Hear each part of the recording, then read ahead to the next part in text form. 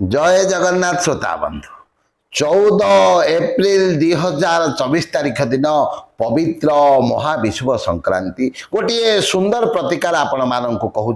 करंतु देखिए निश्चित भाव में आपणकर मनस्कामना पूरण हेब सकाळे ब्रह्म मुहूर्त